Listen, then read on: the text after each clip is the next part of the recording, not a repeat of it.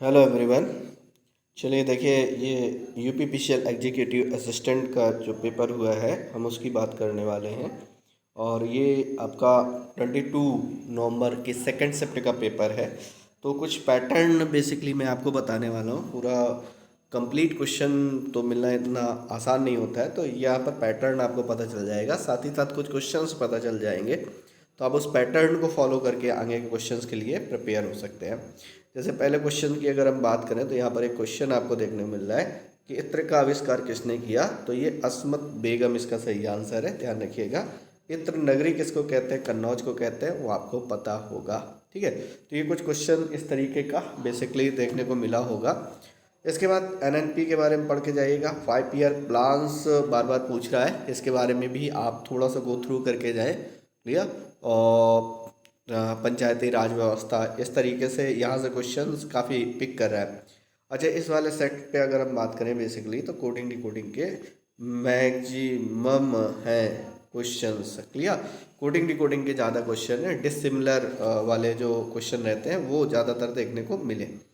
Fill in the blank. अब English की बात करते हैं थोड़ा सा। इंग्लिश में FIB वाले क्वेश्चन। अच्छा, इंग्लिश में एक जो मैं बेसिकली एनालिसिस कर पा रहा हूँ कि स्टूडेंट एक्चुअल में बता नहीं पा रहे हैं कि एक्चुअल में क्वेश्चंस किस पैटर्न पर आ रहे हैं। तो कई स्टूडेंट से एनालिसिस करने के बाद मुझे ऐसा लग रहा है कि क्वेश्चंस जो दे रहा है वो सही सेंटेंसेस को आइडेंटिफाई करा रहा है, एक तो ये।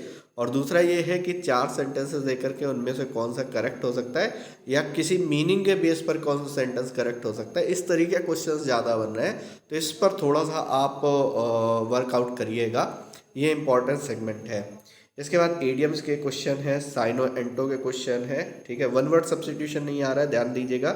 OWS के क्वेश्चंस नहीं आ रहे हैं, वन वर्ड सब्सटीट्यूशन नहीं आ रहा है। Synonymous, antonyms, fill up, preposition based जिसमें फिलअप दिए गए। RC हर एक उसमें देखने को मिल रहा है। ठीक है, रीडिंग कॉम्प्रिहेंशन जिसको अनसीन पैसेज आप बोलते हो, वो हर एक सेट में मिल रहा है। कंजक्शन के भी क्वेश्चन देखने को मिले। क्लियर। ये और बाकी जो मैंने आपको बताया अभी सेंटेंस वाला, ठीक है, कि मीनिंग VOC एक्चुअल में इसको बोलते हैं, वो कैब ऑन कॉन्टेक्स्ट, इसको बोलते हैं VOC, वो कैब ऑन कॉन्टेक्स्ट। क्लियर। तो ये चीज़ ज़्यादा पूछी जा रही है, तो इस पर थोड़ा सा वर्कआउट करिएगा आप। अब हम बात करते हैं कुछ और क्वेश्चन। नमक सत्याग्रह कब आरंभ किया गया? 1930 में। क्लियर। सविनय अवज्ञा आंदोलन, दांडी यात्रा, इस तरह के क्वेश्चन में बन सकते हैं, तो आप सभी के लिए तैयार रहिए। बैकग्राउंड में कलर को कैसे चेंज करते हैं, ये आपका कंप्यूटर से क्वेश्चन है। ठीक है, इस तरीके थोड़ा सा आइडिया आपको मिल सकता है कि क्वेश्चंस किस पैटर्न में पूछे जा रहे हैं। एक्चुअल में स्टूडेंट मैक्सिमम क्वेश्चन नहीं बता पा रहा, तो जो क्वेश्चंस के बेस पर जो भी क्वेश्चंस वो बता रहे हैं उसके बेसिस पर आपको एनालिसिस कराया जा रहा है। नाइटिंगेल ऑफ इंडिया किसको कहा जाता है?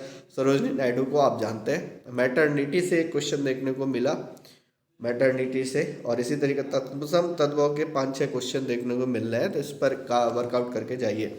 रस छंद अलंकार बिल्कुल भी नहीं आ रहा है हिंदी में, तो उसको बिल्कुल मत देखिए। ठीक है, वो सेक्टर ही पूरा आप एक ही क्वेश्चन अब तक देखने को मिला कि भरत मुनि ने किस रस को रस नहीं माना, रस की श्रेणी में नहीं रखा, वो शांत रस था। बाकी कोई क्वेश्चन रस छंद अलंकार से नहीं देखने को नहीं मिले।